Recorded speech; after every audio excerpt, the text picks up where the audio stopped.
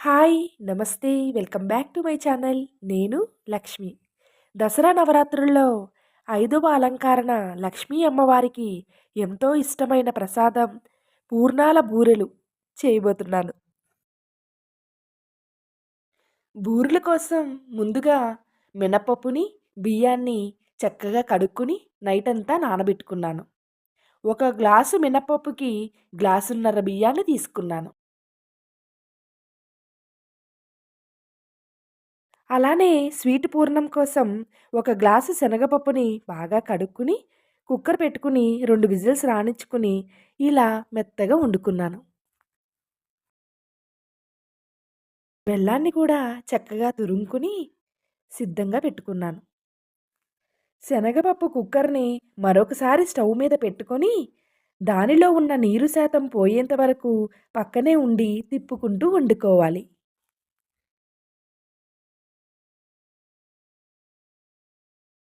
నేను కొలత చెబుతున్నాను. ఒక గ్లాసు శనగపప్పుకి ఒక గ్లాసు బెల్లాన్ని వేసుకోవాలి. తీపి తినేవాళ్ళు సుమారుగా వేసుకోవచ్చు. తీపిని తినేదాన్ని బట్టి.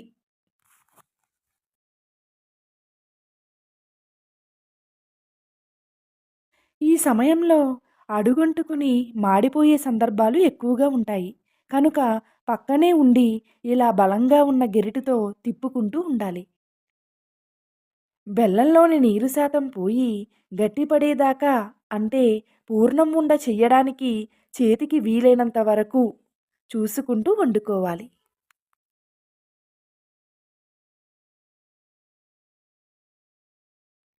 ఇలా గట్టిపడిన సమయంలో అప్పుడే దంచిన యాలకుల పొడిని జోడించి అలా ఒక్కసారి తిప్పుకుని పూర్ణాల ముద్దని ఒక ప్లేట్లోకి తీసుకోవాలి.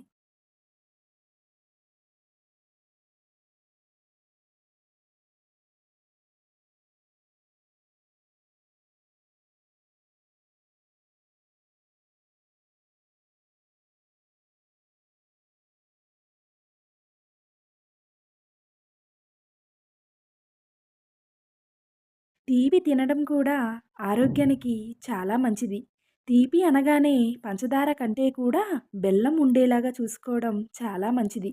బెల్లం జీర్ణక్రియ సాఫీగా ఉండేలా చేస్తుంది. బెల్లం శరీరంలోని రక్తాన్ని శుద్ధి చేసి మెటబాలిజంని క్రమబద్ధీకరణ చేస్తుంది. ఆయుర్వేదంలో బెల్లాన్ని ఔషధంగా పరిగణిస్తారు. ఇందులో మన శరీరానికి మేలు చేసే ప్రోటీన్, విటమిన్ బి12, కాల్షియం, ఐరన్లు ఉంటాయి. బెల్లం యొక్క గుణం వేడి చేయడం. కావున మనం జలుబు, దగ్గు, రొంప లాంటి వాటికి చక్కటి ఉపశమనం ఇస్తుంది. బెల్లం వ్యాధి నిరోధక శక్తిని పెంచుతుంది. ముఖ్యంగా మహిళలు, పిల్లలు బెల్లాన్ని సేవించడం చాలా ముఖ్యం.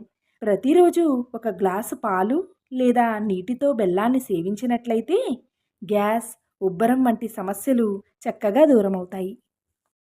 ఇక మన పూర్ణాల బూరెల్లోకొచ్చేస్తే సుమా, పూర్ణాలను ఇలా ఉండలుగా చేసుకోవడం వలన ఒకటి తర్వాత ఒకటి బూరెలు వేసుకోవడానికి సులువుగా ఉంటుంది.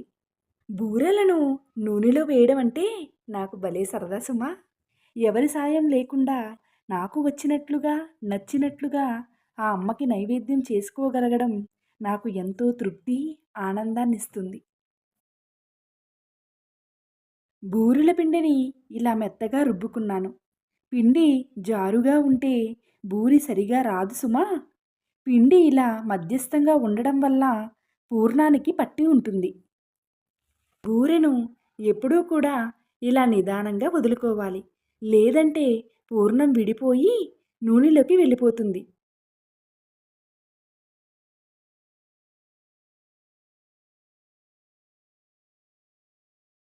ఇక ఇలా బూరెలన్నింటినీ కూడా చక్కగా వేసుకున్నాను.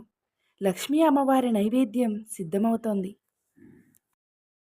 ఇక ఇలా బూరెను చక్కగా నిదానంగా తిప్పుకోవాలి. మంచి గోల్డెన్ బ్రౌన్ కలర్‌లోకి వచ్చాయి చూసారా? ఇది సరైన సమయం ప్లేట్‌లోకి తీసుకోవడానికి.